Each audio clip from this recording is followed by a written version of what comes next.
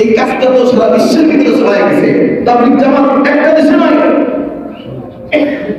কয়েকটা দেশ বাকি আছে, সারা বিশ্বের প্রতিটা দেশে এই তাবলীগ জামাতের এই দাওয়াতের কাজটা বিস্তার করছে। তিনি চিন্তা করলেন এই দরজা তো দিনের দিকে দাঁড় হয়ে যাইতেছে, আস্তে আস্তে ব্যাপক দাঁড় করতেছে। এখন যদি একক আমি করতে থাকে তাহলে দিনের ভিতরে একটা বড় প্রভাব আসতে পারে কিনা বলেন? আসতে পারে কিনা? দেখবেন কোন কাজের সূচনা যখন হয় তখন কেউ গাড় দিতে চায় না, কেউ সঙ্গ দিতে চায় না, কেউ আগে দিতে চায় না, পিছপা হয়। যখন দেখে যে ওই কাজটা আমরা অনেক বড় হয়ে গেছে, অনেক সদস্য হয়ে গেছে, বেস্তার লাভ করছে, অনেক প্রচার প্রসার করে গেছে, তখন পদ আর চেয়ার নেওয়ার জন্য ওই পিছনের মানুষগুলো আগে আসে কিনা? চিন্তা করলেন এই তাবলীগ জামাতটা তো ছোট নাই, সারা বিশ্বের ভিতরে ছড়ানো করতেছে, আস্তে আস্তে ভিতরের ভিতরেও দাওয়াতের কাজের আড্ডা মারতেছে। তিনি চিন্তা করলেন এভাবে যদি একক আমির থাকে, একজন আমির থেকে একজনের কন্ট্রোলে চলে, তাহলে তো একজন গোমরাহ হওয়ার সম্ভাবনা আছে কিনা? আছে। একজন ব্যক্তি গোমরাহ হওয়ার সম্ভাবনা আছে কিনা? আছে। তিনি চিন্তা করলেন 1995 সালে সমস্ত ওলামায়ে কেরামদেরকে ডেকে বলতেছেন যে দেখেন কত বড় একজন আল্লাহর ওলি, দেখেন যে একা এই চেয়ারে বসে একা এত বড় একটা দলের দায়িত্ব নিলে নিজের ভিতরে অহংকার, নিজের ভিতরে গর্ব, নিজের ভিতরে বড়ত্ব চলে আসার আশঙ্কা করতেছি আমি। অর্থাৎ আসেন আমরা সূরার মাধ্যম দিয়ে এটা পরিচালনা করি। হ্যাঁ, আমির তো বাদ দেওয়া যাবে না, আমির থাকবে, কিন্তু 10 জনের মধ্যে তিনি আমি ভালো করে বুঝেন। কারণ একসাথে আল্লাহ রাসূল বলে গেছেন আমি চলে যাওয়ার পর নবী আর কেন আসবে না জানো তোমরা? কারণ আমার উম্মতের উলামায়ে কেরাম কিয়ামত পর্যন্ত সবাই একসাথে কোনোদিনও কুফরি শিরকিতে লিপ্ত হবে না। এইজন্য আমার পরে আর কোনো নবীর আসার প্রয়োজন নাই। উলামায়ে কেরাম একটা দল কিয়ামত পর্যন্ত হকের পথে থাকবে। এজন্য নবী আসবে। কেন বললাম সাহেব রাহমাতুল্লাহ আলাইহি বললেন একা আমিরে বসে থাকলে এত বড় দিনের আড্ডা, এত বড় খাদের খিদমত করতেছে, এই দলটা ভ্রান্ত হয়ে যাওয়ার সম্ভাবনা আছে। আমিরের চেয়ারে বসলে নিজের ভিতরে বড়ত্ব, নিজের ভিতরে গৌরব আসার সম্ভাবনা আছে। অর্থাৎ আসেন সুরার মাধ্যম দিয়ে 10 জনে বসবো, ওই 10 জনের মধ্যে একজনকে আমির ফয়সালা দেওয়া হবে। এখন একটা সিদ্ধান্ত হবে, 10 জনের মধ্যে আমির সাহেব ফাইনাল করবে। ব্যাস এই নিয়মে চলতেছে। এই নিয়মে 2014 সাল পর্যন্ত, কত সাল পর্যন্ত? 2014 সাল পর্যন্ত এই নিয়মে চলছে। চলার পর একজন আল্লাহর বান্দা উদ্ভাসিত হয়েছে, এই গ্রুপের ভিতরে উদ্ভাসিত হয়েছে। তিনি উঠে বলে যে এই দল আমির ছাড়া চলতো না, একক আমিরতে চলবে। কিসে চলবে? একক আমির। অনেক বিস্তারিত অনেক ঘটনা, এগুলো বলার সময় নেই, সময় সংক্ষেপে যেটা বোঝাইতেছে দোস্ত এটা বুঝেন। এখন আমিরে চলবে। সমস্ত ওলামায়ে কেরাম যারা আছেন এই মার্কাজের দায়িত্বে, এই শোরার দায়িত্বে, তারা বলল কেন এতদিন তো সুন্দর চলে আসতেছে, কোনো বিভক্তি নাই, কোনো সমস্যা নেই, কোনো ইশকাল নেই, কোনো মতবিরোধ নেই, এখন আমার একক আমিরত্ব কেন লাগবে? একক আমির বানাইতে গেলে তো এই দলের ভিতরে ভাঙন সৃষ্টি হবে। কি সৃষ্টি হবে? ভাঙন সৃষ্টি হবে। তো ওই আল্লাহর বান্দা বলতেছে যে না, একক আমির ছাড়া চলবে না। আচ্ছা তাহলে ঠিক আছে, আমি ছাড়া যখন চলবে না, দেখেন না কিছু নাসলবন্ধ আছে যে জিনিসটা বলে তো বলে দেওয়া আছে না? আছে। সবাই বললো আচ্ছা ঠিক আছে তাহলে চলবে, তখন তাহলে আমরা 10 জনে বসি, যারা আমরা সুদের দায়িত্বে আছি, কমিটির দায়িত্বে আছি, তারা আমরা সবাই মিলে বসে একজন নিযুক্ত করে সবাইকে আগে যায়। তিনি বললেন যে না, এটা হবে না, এটা আমার বাপদাদা শুরু করছে, আমি বা আমার বাপদাদা শুরু করছে, আমি তখন বললেন যে এটা কি বলে একটা জিনিস দেখেন, যদি বলা হয় এই মসজিদের কাজ এখানে একটু পরিষ্কার করতে হবে, কে কি করবে? এই কাজে সবাই আগে আসে, হুজুর আমি করবো, বা অমুক বলে হুজুর আমি করবো। কারণ দিনের খেদমত হিসেবে ওই পরিষ্কার করা, কাজ করা, মসজিদের খাদেম হিসেবে সবাই আগে আসতে চায়। কিন্তু যদি ক্ষমতা দিতে চায় এই কাজে মানুষ আগে আসে না, পিছিয়ে চলে যায়। পিছিয়ে চলে যায় না? পিছিয়ে চলে যায় কেন? আর এখানে তো দায়িত্ব নেওয়ার জিনিস না, দায়িত্ব অনেক বড় জিনিস। আল্লাহ রাসূল সাল্লাল্লাহু আলাইহি ওয়াসাল্লাম বলেন সিরিয়া সিরিয়া দুইজন ব্যক্তি আসছে সিরিয়া থেকে, আল্লাহ রাসূলের একটা হাদিস, হাদিস অনেক লম্বা, সংক্ষেপে বলতেছি। সিরিয়া থেকে দুইজন ব্যক্তি আসছে, আল্লাহ রাসূলকে এসে বলতেছে, ইয়া রাসূলুল্লাহ, ইয়া হাবিবাল্লাহ, সিরিয়ায় তো অত বেশি মুসলমান নেই, কিছু সংখ্যক মুসলমান ইসলাম গ্রহণ করে মুসলমান হয়েছে। আমরা দুজন আসছি, আমরা দুই ভাই, আমাদের দুই ভাইকে দুই এলাকার আমির বানায় দেন। কি বলেন? দুই এলাকার আমির বানায় দেন, কারণ আমির ছাড়া তো চলবে না। আল্লাহ রাসূল সাল্লাল্লাহু আলাইহি ওয়াসাল্লাম এটা মুস্কি সেটা বললেন, ঠিক বলেছো, আমির ছাড়া চলবে না, কিন্তু তুমি আমিরত্ব চাইলে কেন? তোমাকে আমির বানানো হবে না, কারণ আল্লাহ রাসূল বলেছেন, যে ব্যক্তি তাসআলুল ইমারতা, যে ব্যক্তি ইমারত চেনে, দায়িত্ব চেনে, পদ চেনে, উকিলতা আলাইহা, উকিল আলাইহা, তাকে ওই দায়িত্ব চাপিয়ে দেওয়া হয় আল্লাহর তরফ থেকে। অর্থাৎ আল্লাহর পক্ষ থেকে কোনো নুসরাত আসে না, কোনো সাহায্য আসে না। যে আমিরত্ব চেয়ে নেয়, যে দায়িত্ব আর পদ আর চেয়ার চেয়ে নেয়, আল্লাহ বলে ওর পক্ষে আমি একটা নুসরাত কি করি না, নাজিল করি না। অর্থাৎ তার দ্বারা কি হয়? তার দ্বারা আমানতের খেয়ানত হয়। যে দায়িত্ব চেয়ে নেয় তার উপরে দায়িত্ব অর্পণ করা যাবে না, আল্লাহ স্পষ্ট করে দিলেন। এরপরে বললেন, ওয়াইন উতিতাল ইমারাতা গায়র মাসআলাতিন, যাকে ইমারত দেয়া হয়, অর্থাৎ দায়িত্বে বসানো হয়, চায় না, সে বসতে চায় না, সে নিতে চায় না, 10 জনের মতে জোর করে যাকে বসানো হয়, নুসিরতা আলাইহা উইনতা আলাইহা, আল্লাহ রাসূল বলেন ওই ব্যক্তিকে আল্লাহর পক্ষ থেকে ওই দায়িত্ব আঞ্জামের ক্ষেত্রে আল্লাহ পরিপূর্ণ নুসরত দান করবেন। সুবহানাল্লাহ। আল্লাহ রাসূল ওই দুইজনের জবাবে বললেন, ঠিক আছে, ওই এলাকায় আমি গভর্নর বানাবো, ওই এলাকায় আমি আমির বানাবো, কিন্তু তোমাদের দুইজনকে বানাবো না। কেন? তোমরা আমিরত্ব চাইলে কেন? অর্থাৎ আমিরত্ব যখন চাইছো, নিজের ভিতরে বড়ত্ব সৃষ্টি হয়ে গেছে, ঠিক কিনা? আল্লাহর এই বান্দা এই তাবলীগের ভিতরে বলতেছেন এখন আমির সেবা চলবে না। একজন বললো, ওলামায়ে কেরাম বললো যে না, আমির বানানো যাবে না, 10 জনে মিলে চলতেছে, একটা সিদ্ধান্তের ক্ষেত্রে 10 জনের মতামত দিচ্ছে, যেটা সিদ্ধান্ত হইতেছে ওটাই। উনি বললেন যে না, আমির বানাইতে হবে। ওলামায়ে কেরাম বললেন ঠিক আছে, আমির বানাবো, তাহলে 10 জনের মতামত দিয়ে কে আমির হবে, কে আমির হওয়ার যোগ্য, কে এখানে বসা যোগ্য। উনি বললেন যে আমার মতামতের প্রয়োজন নাই, আমি কি বানানোর কথা বলতেছি না, সব কিছু কি আছে, ভিডিও ফুটেজ আছে, ডকুমেন্ট আছে। উনি বললেন আমি। তখন ওলামায়ে কেরামের ভিতরে একটা আতঙ্ক, একটা ঝড়ের হাওয়া হয়ে গেল। বলে কি এটা একটা একেবারে খালেস আল্লাহর দ্বীনের জন্য খেদমত করা, নিজের খেয়ে নিজের উপরে জাতির জন্য কষ্ট করা। এখানে তো বড়ত্ব চলে না, এখানে তো অহংকার চলবে না। আর এমন মানুষ যারা বসতে জাতি গোমরা ছাড়া আর কিছু হবে না। ওলামায়ে কেরাম বললেন যে না, আপনি দাবি করলেই তো আমির হওয়া যায় না, আপনি আমি দাবি করলেই তো আমির হওয়া যায় না, 10 জন তাকে যাবে সেই আমির হবে। এবার তিনি বললেন যে না, আমাকে যদি আমির না মানো জাহান্নামে যাবে। নাউযুবিল্লাহ। এটা নাউযুবিল্লাহ বলেন না, এরা আমির না মানলে বলে জাহান্নামে যাবে। আমি বংশা, আমি যদি কই যে আমার পিছনে নামাজ না পড়লে আমি জাহান্নামী, আমার রাখবেন আপনারা? না। কে আমার পিছনে নামাজ হইতো না? হুজুর আর নাই দেশে নামাজ আপনি পড়তে পারেন না? তাহলে আমি যদি কই যে আমার পিছনে নামাজ না পড়লে নামাজ হবে না, এই কথা হক থাকবে না বাতিল হয়ে যাবে? বাতিল। এটা হক না বাতিল? বাতিল। তিনি বললেন আমাকে আমির না মানলে কি হক? জাহান্নামে। নাউযুবিল্লাহ। কিছু প্রশ্ন থাকতে পারে এখানে, একটা প্রশ্ন আমি বলেই দিই এবং উত্তর দেবো।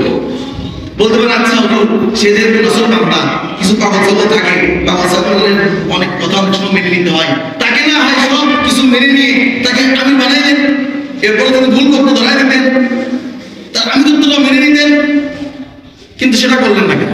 আচ্ছা, এই যে দাওয়াত তাবলীগের কাজ, উম্মতের ভিতরে দাওয়াতের কাজ, এটা কি আমার আপনার দাওয়াতের সম্পত্তি? না। আমার আপনার ইচ্ছা মতোই কি আমি নিতে পারি? না। আমার আপনার ইচ্ছা মতোই কি যেগুলো সিদ্ধান্ত নিতে পারি? না। নাকি আমাদের দিক নির্দেশনা অনুযায়ী কোরআন ও হাদিস গাইডলাইন আছে কিনা বলেন? আছে। আল্লাহ রাসূলের স্পষ্ট হাদিস যে আমিরত্ব চাই তাকে আমিরত্ব দেওয়া হারাম। যে আমিরত্ব চাই, আমিরত্ব দেওয়া হারাম। কারণ কি? যে আমিরত্ব চেয়ে নেই, চেয়ারের ক্ষমতা চেয়ে নেই, এই ব্যক্তির ভিতরে বড়ত্ব আর তাকাব্বুরি আর হিংসা আর নিজের ভিতরে ক্ষমতার লালসা ঢুকে গেছে, ঠিক কিনা? যদি এমনটাই হতো, বংশ পরম্পরা যেটা তিনি দাবি করছেন বংশ পরম্পরা, আমার বাবা ছিল আমির, আমিও দেখবো আমি। তাহলে হযরত আল্লাহ রাসূল সাল্লাল্লাহু আলাইহি ওয়াসাল্লাম যখন ইন্তেকাল করেন, আল্লাহ রাসূলের পরে সর্বপ্রথম আমির কে হয়েছে? আবু বকর রাদিয়াল্লাহু তাআলা। জানেন না প্রথম খলিফা কে? আবু বকর। প্রথম খলিফা কে বলেন? আবু বকর। কি রাসূলের বংশ?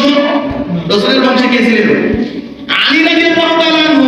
কিন্তু আলী রাদিয়াল্লাহু তাআলা কয় নম্বরের খলিফা হয়েছেন? 4 নম্বরে। কেন? বলে না, ওখানে যার যোগ্য যে বেশি তাকেই বসানো হবে। ইসলাম কারোর পৈতৃক সম্পত্তি না, বাবাইক সম্পত্তি না। বাবা ছিল বলে আমি আছি, আমার বংশের কেউ ছিল বলে আমি হব, এমনটা চলবে। এজন্যই আল্লাহ রাসূলের পরে আবু বকর হয়েছে, আবু বকরের পরে ওমর হয়েছে, ওমরের পরে ওসমান হয়েছে, এরপরে আলী হয়েছে। আলী তো রাসূলের বংশের ছিল।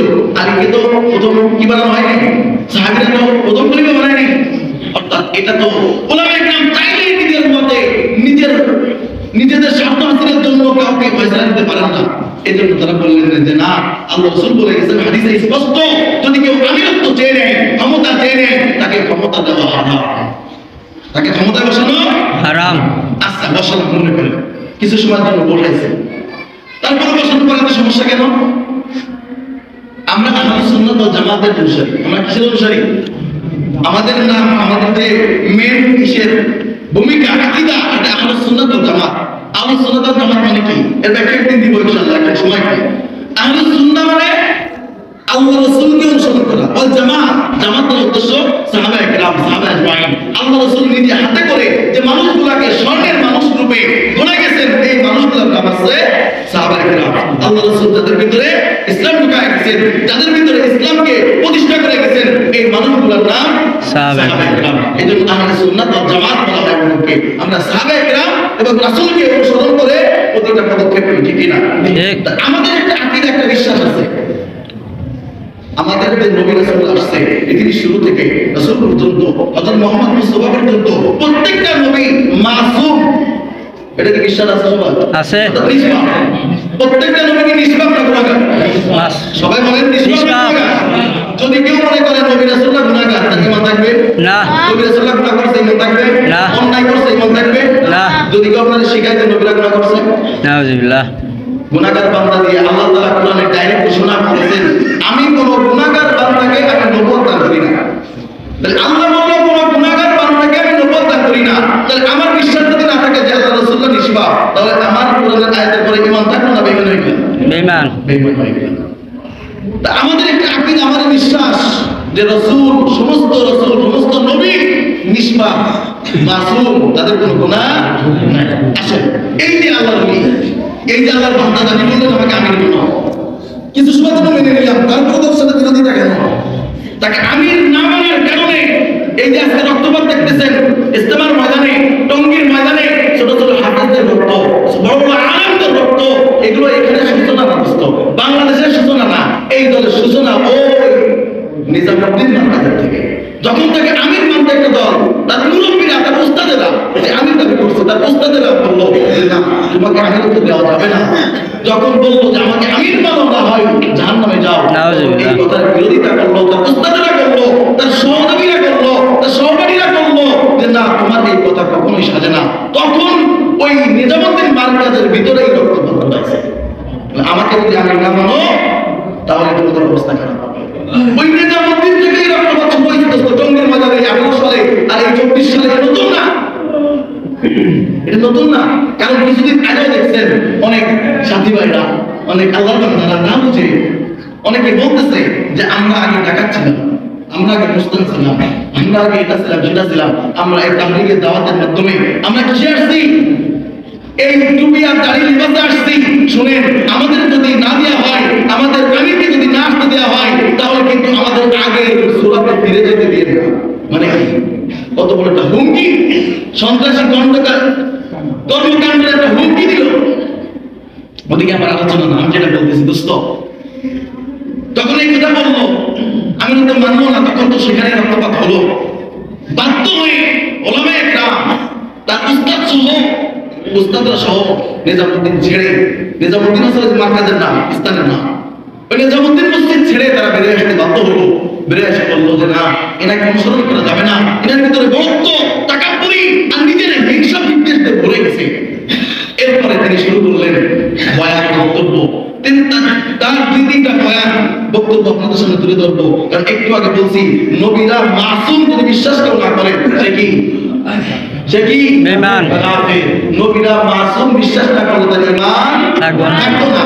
তিনি ঘোষণা দিচ্ছে, একদিন বয়ান করতেছে, বয়ান করতে করতে বলতেছে যে দাওয়াত থেকে চলে যাওয়াটা গুমরাহি, দাওয়াত থেকে চলে যাওয়াটা গুমরাহি। তিনবার বলছে কথাটা, দাওয়াত থেকে সরে যাওয়াটা গুমরাহি বলে এগুলো বলতেছে। এই কথার সাথে সাথে বলতেছে যে মুসা আলাইহিস সালামের উম্মত ছিল 6 লক্ষ। কয় লক্ষ?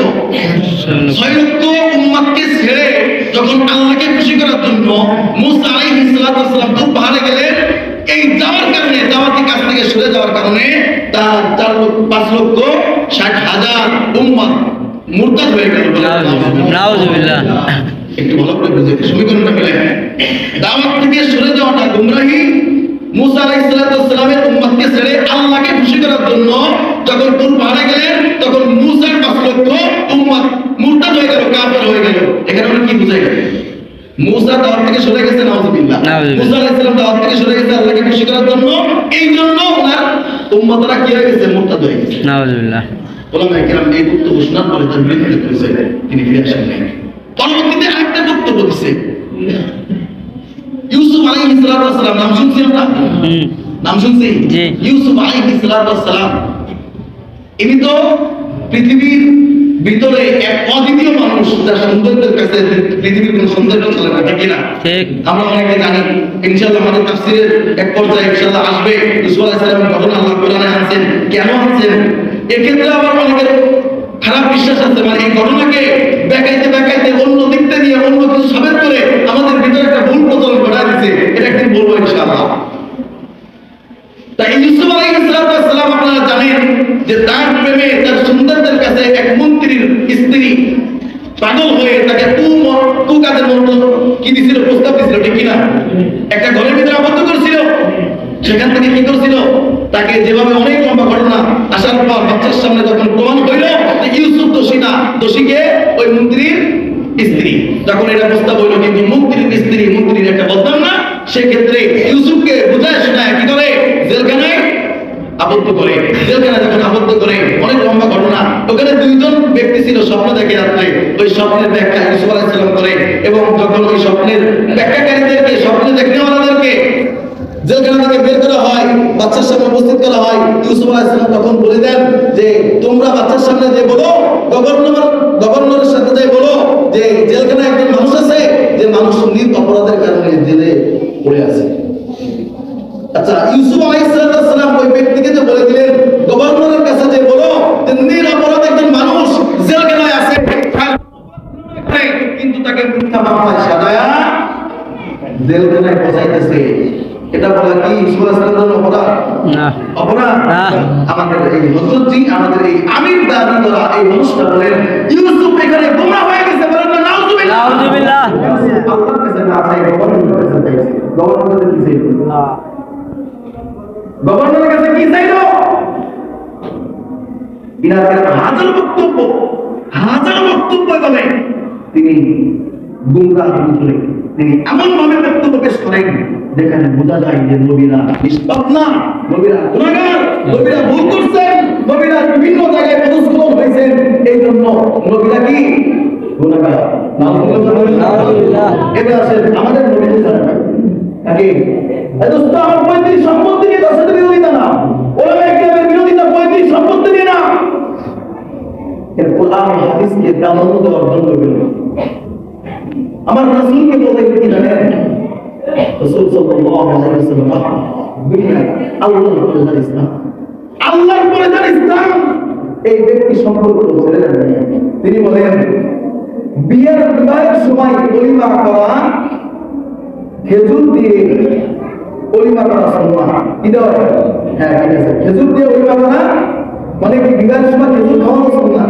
আমরা যে বিবাহের যে অনুষ্ঠান করি না, এই অনুষ্ঠান রাসূল কি করতেন? খেজুর দিয়ে। এখন একমাত্র মাইমুনা রাদিয়াল্লাহু তাআলা আনহাকে বিবাহ করার সময়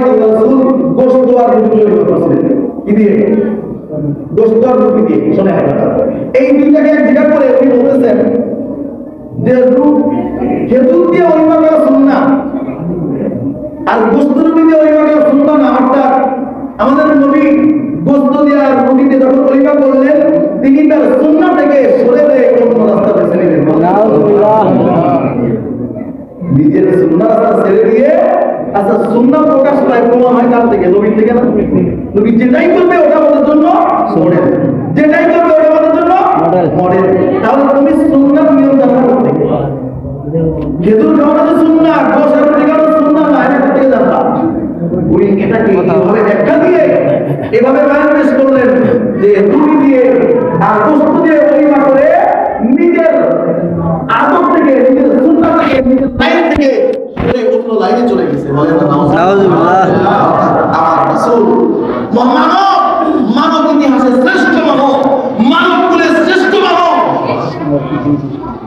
যার বিষয়ে কিঞ্চিত সন্দেহ আনলে ঈমান শেষ, যার সুপারিশ ছাড়া এক কদম আগাইতে পারবে না কোনো উম্মাহ, যার দিকে তাকায় থাকবে পুরো কিয়ামতবাসী, পুরো ময়দানের মাহশারের প্রত্যেকটা মানুষ তার দিকে তাকায় থাকবে, এমন মানুষ যার শানে আল্লাহ তাআলা নিজেই বলছেন ওয়ালা সাউফা ইউতিকা রাব্বুকা ফাতারদা। প্রতিটা মানুষের ক্ষেত্রে আল্লাহ তাআলা বলছেন এই প্রতিটা মানুষ শোনো, তোমাদের উদ্দেশ্য, তোমাদের মেন বিষয়, তোমাদের মেন উদ্দেশ্য আমি আল্লাহকে সন্তুষ্ট করা। নাকি বল? আমাদের সব কিছু কার জন্য? আল্লাহর জন্য। সব কিছু কার জন্য? আল্লাহর জন্য। আল্লাহ বলেন প্রত্যেকটা কাজ আমি আল্লাহকে খুশি করার জন্য। আর আল্লাহ সূরা দুহান করে বলতেছে হে নবী আমি আপনাকে খুশি করব। সুবহানাল্লাহ। প্রতিটা মানুষ কাকে খুশি করে? আল্লাহকে। আল্লাহ বলতেছেন নবী তোমাকে আমি খুশি করব। মানে কি? তার শান কত, তার মান কত, তার মর্যাদা কত আল্লাহ সূরা দুহানে বুঝাইছেন। এই দুহার দিন তাফসীর আসবে, শুনবেন আর চোখ সারা আয়াতে দেখবেন এই সূরা দুহা কেন আল্লাহ নাযিল করেছেন, কি কথা বলছেন। এর একটা আয়াত ওয়ালা সাউফা ইউতিকা রাব্বুকা ফাতারদা। নবী আপনি মন খারাপ করেন না, আপনাকে আমি এমন দিয়া দিব আপনার সন্তুষ্টি আমি আল্লাহ অর্জন করব। সুবহানাল্লাহ। এই মহামানব, এই নবীকে বলে, এই নবী নিজের নীতি থেকে, নাউজুবিল্লাহ, নিজের নীতি থেকে, নিজের আদর্শ থেকে সরে অন্য আদর্শে পদার্পণ করছেন। বলেন নাউজুবিল্লাহ। হাজার বক্তব্য আছে, অসংখ্য বক্তব্য আছে, এই সমস্ত অসংখ্য বক্তব্য দিয়ে জাতিকে গোমরাহ করছেন। শেষ পর্যন্ত বক্তব্য দিয়েছেন ওলামায়ে কিরাম যখন দেখতেছে বিরোধিতা করতেছে, আলেমরা যেহেতু জাননেওয়ালা, আলেমরাই তো জাননেওয়ালা, ঠিক নাকি? আমি আপনি না, আমি আপনি জাননেওয়ালা কম জানি না, আলেমরাই জাননেওয়ালা। তখন দেখতেছে আমার প্রতিটা ব্যাখ্যার প্রতিটা এই গুমরাহি ভুল ধরতেছে, তখন তিনি শুরু করলেন উম্মতকে কি করার জন্য? আলেম থেকে সরানোর জন্য তিনি ভাষণ দিলেন। আমাদের আলেমরা আমাদের তাবলীগের কেউ না। নাউজুবিল্লাহ। একটু আগে বলছি তাবলীগ কাদের? তাবলীগ কাদের? আলেম। পৌঁছানোর দায়িত্ব কাদের? আলেম। আলেমদের। আলেমরা কোরআন শিখছে, হাদিস শিখছে, আলেমরা জানছে, আলেমরা শিখছে। আমরা আম মানুষ, আমরা না জানি না, আমরা জাহিল, আমরা মূর্খ, আমরা শিখবো আলেম থেকে, ঠিক কি না?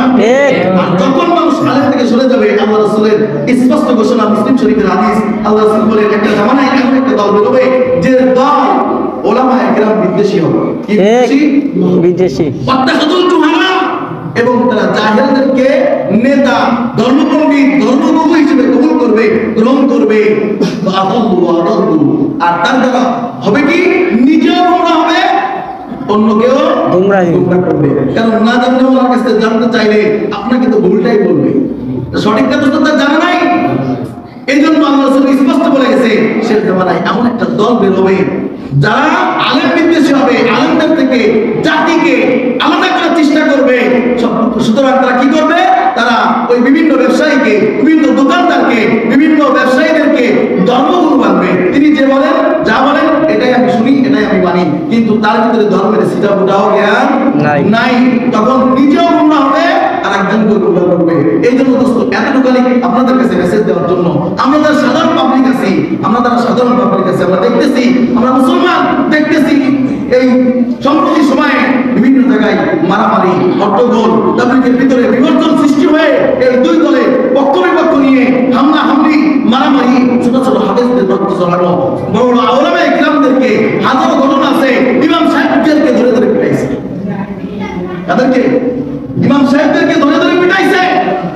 শয়তান তোমার সাথে আমার বিরোধিতা কি দোস্ত? এদের নাকি তারা সাথ দিয়ে শুনেন, আপনাকে বুঝি না, আমাকে আপনাকে কিভাবে বুঝাইতেছে, আমাকে আপনাকে দাওয়াত ও তাবলীগের কথা বলে, ভালো কথা, হ্যাঁ আমাকে ভালো কথাই বলে, আমি তো বলছি ভালো কথা বলে, কিন্তু এদের খারাপ পর্যন্ত তো শুরুতে পৌঁছাবে, এটা তো আপনাকে আস্তে আস্তে নিবে।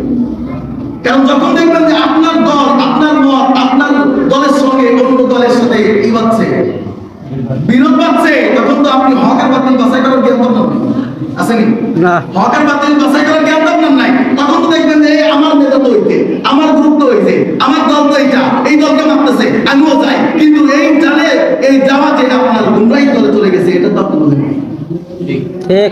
এই জন্য দোস্ত, এটুকুনি মেসেজ দেওয়ার জন্য আজকে সারা বাংলাদেশে না, সব জায়গায় আজকে এই পক্ষ বিপক্ষ নিয়ে এই মারামারি ফুটবল চলতেছে। আমার কাছে গতকাল ফোন দিছে আশপাশ থেকে, আরো কয়েকদিন আগে আমাকে বলছে অনেকেই যে আমার এখানে এই যে আমির দাবি করার দলটা এখানে সবসময় কার্যক্রম চালাই যাচ্ছে, তাদের এই যে এগুলো করতেছে এগুলো নিষেধ করার জন্য। আমি বললাম যে ভাই দেখেন, মসজিদ তো আমার না, আমি মসজিদের খাদেম, আমি মসজিদের খাদেম, আমার একটা কমিটি আছে, মসজিদের কমিটি আছে, আমি তাদেরকে জানাবো আপনাদের কথা, তারা যেটা বিবেচনা করবে, যাই করবে সেটাই আলহামদুলিল্লাহ, সেটাই আলহামদুলিল্লাহ, তারা ভালো মতো বুঝতে শিখছে। গতকালকে আমাকে ফোন দিছে, আমাকে আমি বাসাইছিলাম, বলতেছে ভাই আপনি একটু দেখা করেন। আমি বললাম যে আমি তো বাসায় নাই, আমি ছুটিতে আছি, ইমার্জেন্সি কাজে বাসায় আসছি। বলে আমরা কালকে মিছিল বের করবো। আপনি কিসের মিছিল বের করবেন? বলে এই যে এই পন্থীদের বিরুদ্ধে এই যে কিছুদিন পূর্বে দেখছেন আপনারা টঙ্গীর ময়দানে রাত ৩টার সময় হামলা করে 4 জন আলেমকে শহীদ করে দিয়েছে, দেখছেন? চাকর দেখতে পাইছে কি দিয়ে? এ ভাই তাবলীগ বলো ভাই, তোর কাছে তো একদম পুটলি থাকবে। এ ভাই তুমি তো দিনের দায়ী ভাই, তুমি কিভাবে কুপাইলে একজন মানুষকে? আরে কাফেরকে তো অপমান হয় না, ঠিক কিনা বলেন? এ ভাই ঠিক কিনা বলেন? একজন কাফেরকে আপনি মারতে পারবেন না? ঘুমান্ত মানুষের উপরে আহা কি হাজারি রে ভাই, ঘুমান্ত মানুষের উপরে চাপড় দিতে। এবার এগুলো তাবলীগ ভাই কিভাবে ভাই? এগুলো তাবলীগ ভাই কিভাবে বলেন? আরে 2018 সালে টঙ্গীর ময়দানে ছোট ছোট হাফেজে গ্রামদেরকে মারামারি করছে। এইজন্য আমরা চাই এগুলো যেন না হয়। কথা বলেন, এগুলো যেন না হয়, বলেন পরে বলেন, এগুলো যেন না হয়। এখানে থাকতে ভাই সাগর লোকের তার মারামারি লোকে মারামারি করবার কি আমরা তো চাই না? মারামারি চাই আমরা না, আমরা চাই না, কথা বলেন না, পরে বলেন, যা ডিসকাস করে বলেন, সমস্যা নেই। আমরা কোনো মারামারি বিভেদ চাই না এখানে, আমরা সবসময় শান্তি চাই, শান্তি চাই কিনা বলেন? শান্তি চাই, এই জন্য। কারণ আমি এতদিন কিছু বলেছি, কিছু বলিনি, আমাকে বলছে, আমি বলছি আমি কমিটির সাথে কথা বলবো, কমিটি যেটা বলে সেটাই আমার রায়, আমার এখানে কোনো রায় নাই। আমি আপনাদেরকে প্রাধান্য দিছি, আপনাকে বাইরে কিছু বলি না। এজন্য তারা বলতেছে মিছিলে আর মিটিং এর কি করতে, আমি যার ইচ্ছা সে যাবে, তার ইচ্ছা নাই সে যাবে না। কিন্তু আমরা চাই কোনো জ্ঞান কোনো বিবাদ থাকবে না, আমরা ভাই ভাই কি থাকবো, মিলেমিশে থাকবো ইনশাআল্লাহ। আল্লাহ তাআলা আমাদের সঠিক বুঝে সঠিকটার উপর আমাদের তৌফিক দান করুন। আমিন।